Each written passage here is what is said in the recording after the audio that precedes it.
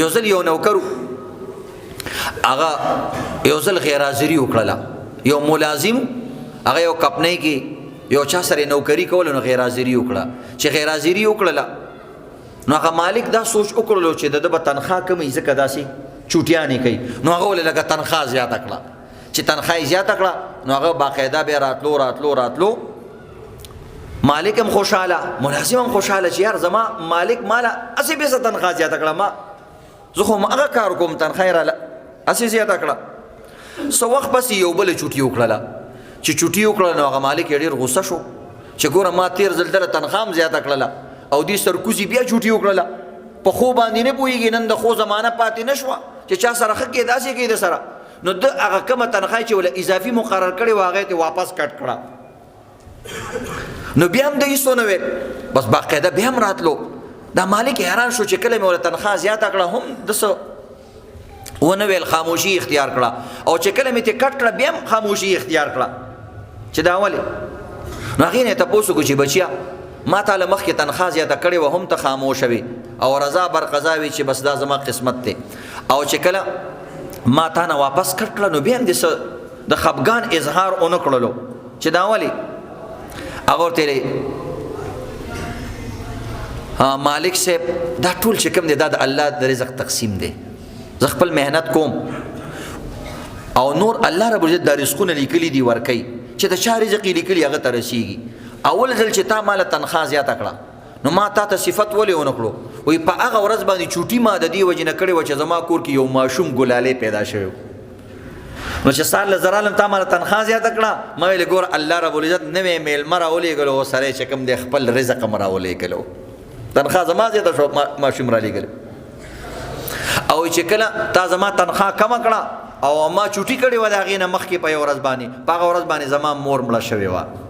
سبا زرالم تا ماله تنخواه کمه کړه نو زه هېڅ پریشانه نه شوم، ما ویل دا زما د مور بیبي حصه وه، نن هغه مړه شوه او بس الله د هغې رزق ما نه واپس واغستو چې قصه ختمه. نو نه د خوشحالۍ خبره شته او نه پکې د خفګان خبره شته. الله رب العزت چې د رزق لیکلی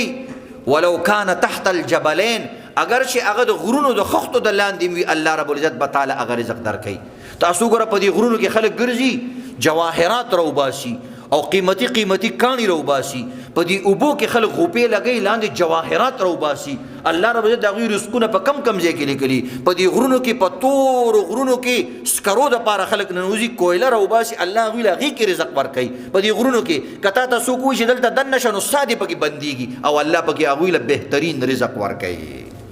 دی اوبو ته چې ته دننه کېږي ته پکې مرې او چې څوک پکې غوپې وایي الله هغه له پکې قیمتي اشیا ورکوي. نو دی وجې عزتمندو محنت هم کول پکار دي، دعا هم کول پکار دي، ځان د اوبو په شان باندې روان او جاری ساته، الله باندې عقیده ساته چې الله به مال رزق راکوي او خواري به داسې کې لکه د اوبو په شان باندې اوبه ګوره روانې اوبه وي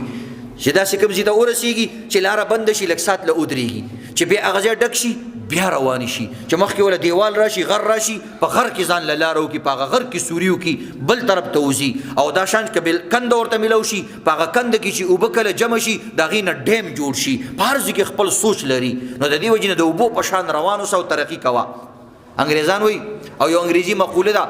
فلو لایک ریور، وایي دقسې حرکت کوه، حرکت کې برکتي، د اوبو په شان باندې او د سمندري اوبو په شان باندې روان اوسه نو ته ترقي کوه. د دوو شیزونو بالکل پروا مه کوه، نه د تعریف او نه د تنقید. زمونږ خلک ولې خراب شي چې څوک یې تعریف وکړي دا ډېر خوشحاله شي ځان ته ورک شي. دویم دا دی چې کله هم کار کې خاموشۍ سره کوه، ډېر خپل تعریفونه زمونږ خلک په خپل تعریف ځان شروع کړي، جی زه داسې شومه زه هغسې شومه، خاموشۍ سره خپل کار کوه، د اوبو په شان باندې روان اوسه. او که څوک در پسې خبرې کوي د تنقید هم پروا مه کوه، هر سړی دی خبرې کوي قلارې دی کوي، نو د تنقید او د دې څیزونو مه کوه. بل دا خواري کوه، ځان کې چمک پیدا کا او ځان کې عزتمندو ترقي پیدا کا. یو ځل د یونانیانو او د چین مقابله وه، مقابله وه بین الاقوامي چې بھئی تاسو پینټینګ وکړئ، داسې یو څیز جوړ کړئ چې په هغې کې ستاسو مقابله وي، موږ به تاسو له انعام درکړو. نو دوی یونانیان په دې پینټینګ کې او په دې سندرینو جوړولو کې ډېر قابلان دي، خو تاسو کې لیدي دا چین والا په دوی په نقل کې او په صفایي کې ډېر ماهران دي، دوی دا عجیبه څیز جوړوي، شی به دومره د کار نه وي خو صفایي ډېره زیاتې. نو دی او یو ته یو دیوال ورکو بل ته بل دیوال ورکو چې تخپل کاریګری په دې باندې او کابل ته تخپل کاریګری په دې باندې وکا. یونانانو په دې دیوال باندې ډیر مزیدار پینټ جوړ کو، پینټینګ یو کو، بهترین نقشې جوړې کړلې.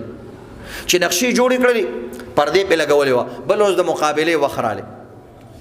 چې د مقابله وخراله یونانانو ته پرده لري کې چې وګورو کوم ممتحنینو ناستو چې پردې لري کړه ډیر بهترین ټول واه واه ایک نمبر او پوزیشن به هم دوی اخلي. چې د بل طرف ته چینا والا ته ویل چې تاسو صدا ویل دا پردم لري کې چې پردې لري کړه نو خلک حیران شو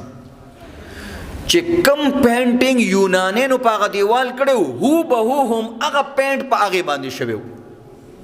خلک حیران شو کنه چې هو به څنګه وشو، هو به څنګه وشو. نو چینا والا ته چې تاسو هو به څنګه پینټ جوړ کو، وای موږ پینټ نه دی جوړ کړي، موږ پینټینګ نه دی کړي،